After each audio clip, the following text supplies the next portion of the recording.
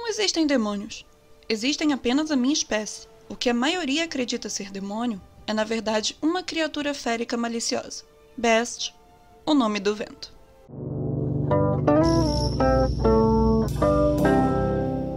Bom dia, boa tarde, boa noite, arcanistas. Eu espero que estejam todos bem.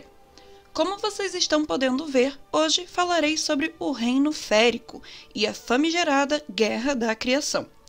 Antes de tudo, gostaria de recomendar 99,9% que assistam um vídeo sobre a origem da Auri, onde eu falo sobre a Ordem dos Anjos e o primeiro rei, Feigia, que é conhecido por ser o Exterminador Férico. E é claro, também o vídeo sobre a backstory do Elodin, que o Pat revelou durante o painel da PAX. Tudo bem? Sem mais delongas, bora lá! Afinal, o que é o Fae, ou os Fae? De acordo com a própria descrição dos livros, o Fae é um mundo alternativo, onde se originam criaturas não humanas, comumente chamadas de fadas, embora considerem isso pejorativo. O próprio Bess diz em uma de suas passagens: não existem demônios, existem apenas a minha espécie. O que a maioria acredita ser demônio é na verdade uma criatura férica maliciosa. Discutir os Faes e seus habitantes pode se tornar confuso muito rapidamente, já que tanto o reino quanto todas as várias entidades que habitam são chamadas Fae, mas existem definitivamente várias variedades discretas ou, entre aspas, espécies de Fae. Vale ressaltar que existem as espécies únicas de Fae, que inclusive parecem ser um indicativo de nobreza entre eles. Entre os Fae nobres, dá a entender que a própria Feluriana está entre eles, já que uma de suas muitas passagens quando recebe Kvolf em sua tenda comenta sobre o seu povo e rapidamente sobre a estruturação do reino. Como citado anteriormente, o Bess afirma que não existem demônios, existem apenas a minha espécie, o que implica que o que as pessoas mais comuns acreditam ser demônios, na verdade, são algum tipo de criatura férica maliciosa. Algo que é conhecido pelos estudiosos da trama e de conhecimento geral dos leitores é que o toque de ferro, para os Fae, é desagradável e muito doloroso. Por falar nos Fae, vocês sabiam que foi confirmado que Elodin tem sangue férico? Pois bem, deixarei aqui no card um vídeo em que eu falei especificamente sobre isso e traduzi o painel que o Patrick fala sobre a importância de seu sangue férico e sua história misteriosa. Dito isso, vamos ao Reino Fae agora. Eu só queria dar um adendo aqui que muita gente pronuncia Foe, né? Porque seria o inglês, o certo é Foe, mas não tem problema pronunciar Fae, até porque estamos aportuguesando aqui. Mas vamos voltar ao vídeo. Esse reino é vasto, cheio de facções, cortes e tipos de seres muito mais variados e numerosos do que o mundo mortal. Mas poucos detalhes foram revelados sobre eles na Crônica do Matador do Rei até agora. Por falar no Reino Fae, nele temos um dos grupos que o Chandriano mais teme, além dos Amir, originais, e os cantores. Eles são os Cith. As informações confirmadas que temos dos Cith é que eles são conhecidos como os White Riders e têm como objetivo proteger o Kfol ou Ksetai ou Setai, que é basicamente a árvore desgraçada, para quem não tá recordando aí. E guardem essa informação porque ela será importante em instantes. Nos livros diz que os membros dos Cith usam coroas tecidas com ramos de azevinho, armadura de prata e mantos quando cavalgam para a batalha e carregam longos arcos de chifres como armas. A facção é conhecida nos 4 cantos da civilização como os Cavaleiros Brancos e é tema de muitas canções folclóricas. O autor de A Quaint Companion of a Folk Belief, que é um livro dentro da trama que foi escrito há 200 anos, à mão, gravou várias canções sobre as mulheres cinzentas e os cavaleiros brancos. Uma das canções é The White Riders Hunt, uma canção originária do Reino Fae antes de se tornar conhecida nos 4 cantos. Cheque só. Eles montavam cavalos brancos como a neve, lâminas de prata e arcos de chifre branco. Eles usavam ramos frescos e flexíveis, vermelhos e verdes em suas sobrancelhas. Best cantando um verso de White Riders Hunt. O encargo mais antigo e importante dos Sith é proteger a Kthai, evitando que qualquer pessoa tenha contato com a criatura. O Bast mesmo comenta com Kvolf sobre isso após ele contar o trecho para o cronista. O grupo é conhecido por ter caçado os Skin Dancers, até que fossem extintos.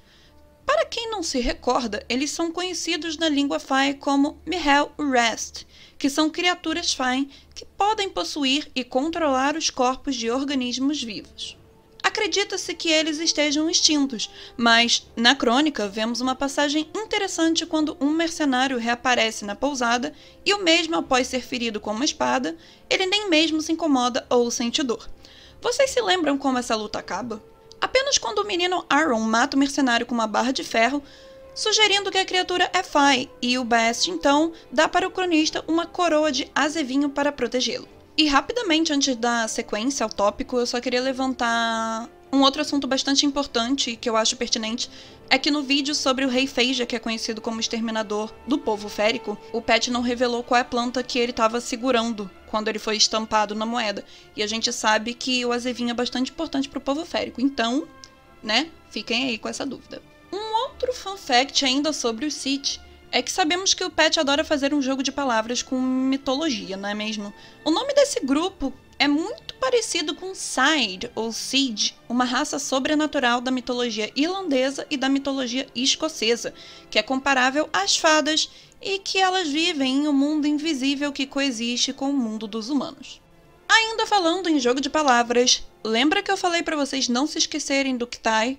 Pois bem, a etimologia do adêmico Rinta ou Rinta ainda é desconhecida. Muitas especulações relacionaram Rinta a Rina, o nome das flores que curam tudo que crescem na árvore habitada pela criatura Fai K'tai. A palavra também é semelhante a Hinata, encontrada na inscrição acima das portas principais dos arquivos. Vorfelan Hinata Morie. De acordo com William, a inscrição significa: o desejo de conhecimento molda um homem. Assim, pode possivelmente se traduzir em algo semelhante aos knowers ou aos shapers, ou seja, nomeadores e moldadores, as duas facções da Guerra da Criação, conforme contado por Feluriana. Dito isso, vocês estão preparados para a gente entrar na Guerra da Criação? Na história de Hesp ou Esp no Eld, a grande floresta na parte oriental dos Quatro Cantos, Oiax desenrola uma casa para a lua e acaba criando uma casa com múltiplas entradas, portas e janelas, com um céu diferente dentro, em algumas das janelas, com um conjunto diferente de estrelas e sem lua.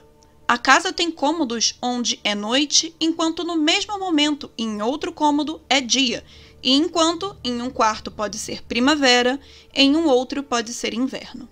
A casa dobrável de Iax, que ele constrói nessa história, é muito semelhante ao Fai em todos esses aspectos, e no final da história, o Iax consegue prender parte do nome da lua, fazendo-a viajar entre o céu mortal e a casa dobrável, que é semelhante com o que o Iax faz a lua viajar entre o céu mortal e o céu Fai.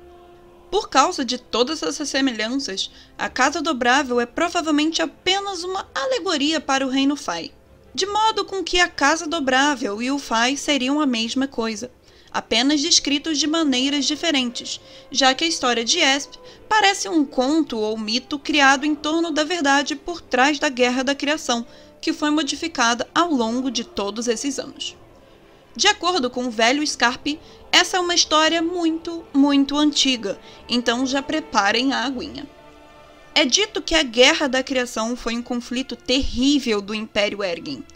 Historicamente falando, esse império é considerado o maior da história dos Quatro Cantos da civilização, e apesar do fato de que o mundo nunca viu um império tão grande ou uma guerra tão terrível, os dois só vivem agora em histórias.